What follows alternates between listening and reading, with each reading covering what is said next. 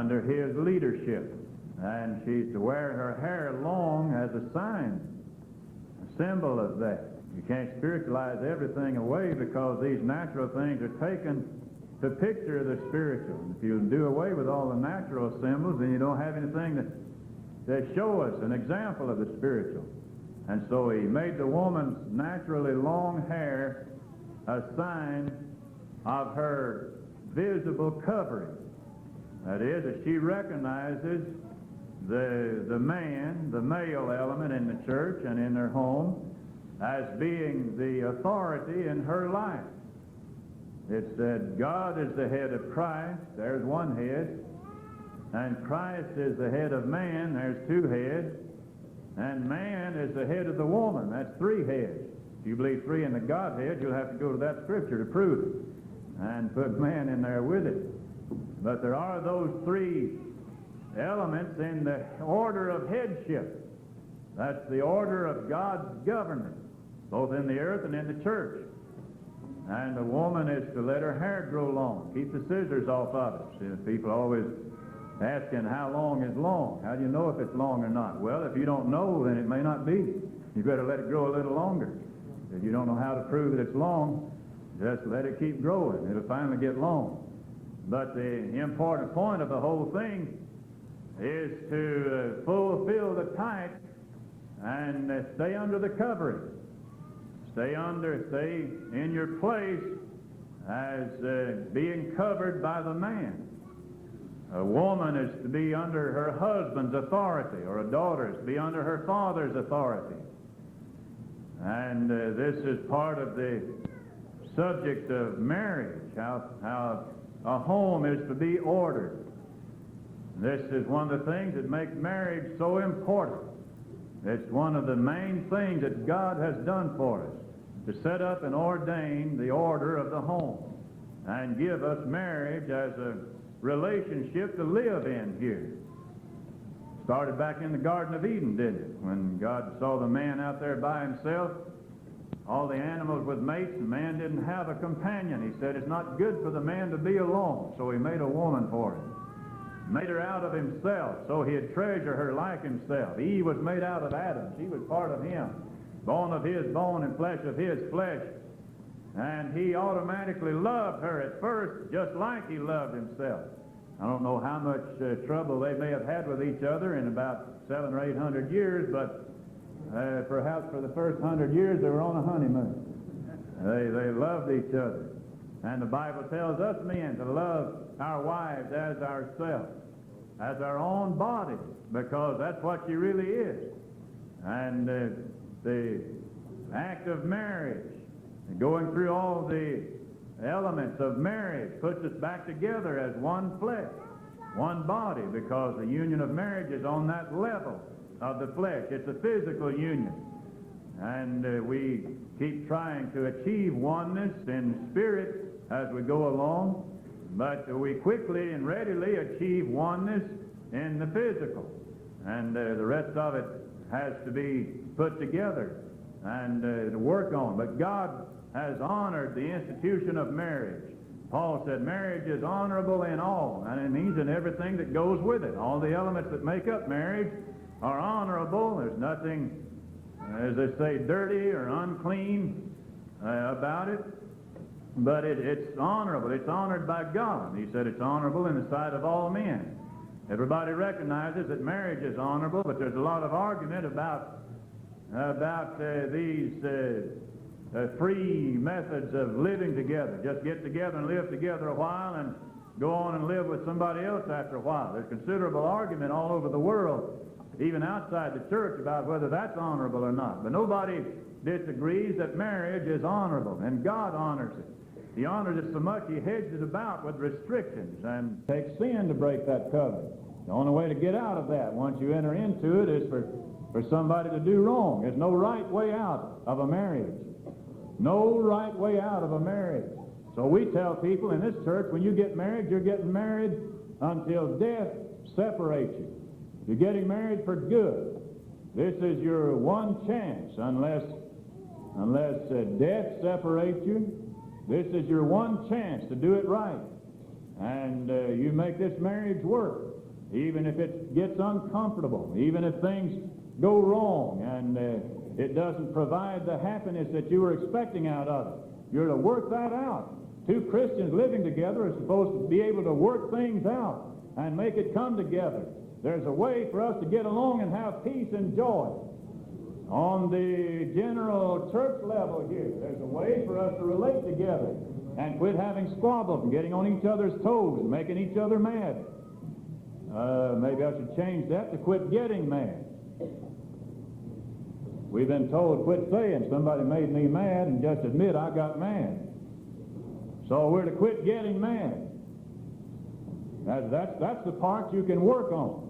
You can't stop other people from making you mad. You're placing the responsibility on them, and you can't control their actions.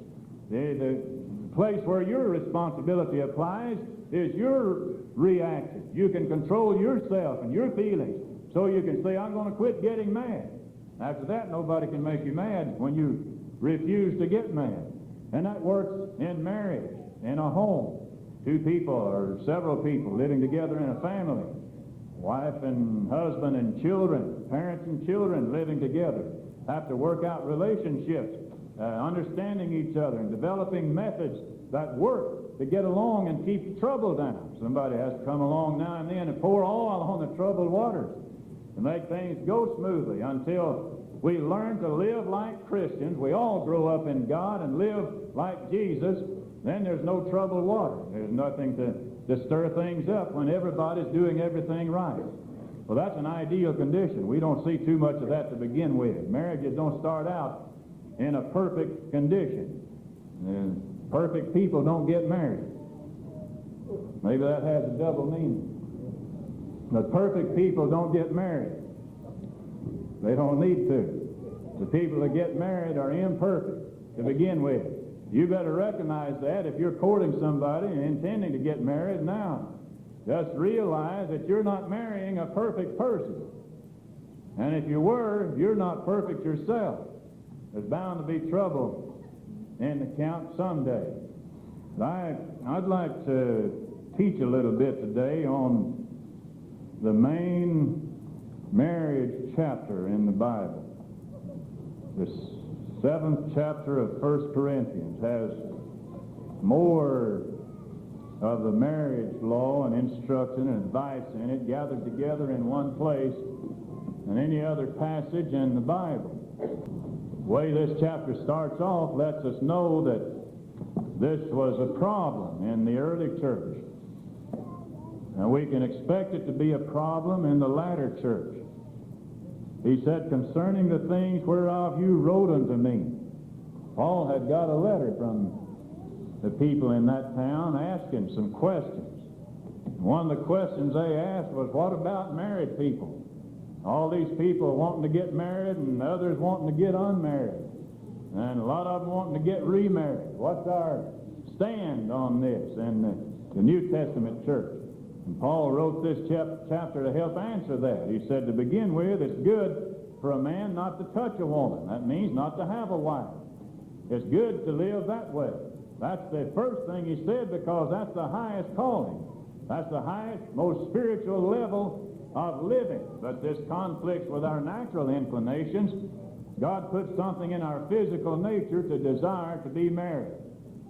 Back there in the 1st and 2nd chapters of Genesis, he said when he made them male and female, he commanded them to multiply and replenish the earth. The word replenish there doesn't necessarily mean do it over again like it had been done once before and had to be redone.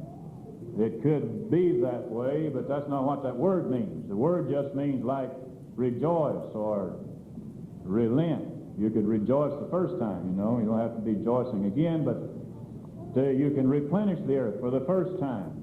But fill it up, and you do that by getting married and having children. And God put that in there.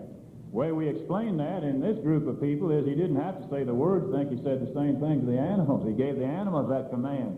Just put it in their nature. Nevertheless, it was a command of God. We shouldn't go around rebuking God for that command, talking against that command. There is a commandment to the human race to multiply and replenish the earth. That means get married and have children. That's God's commandment to the human race.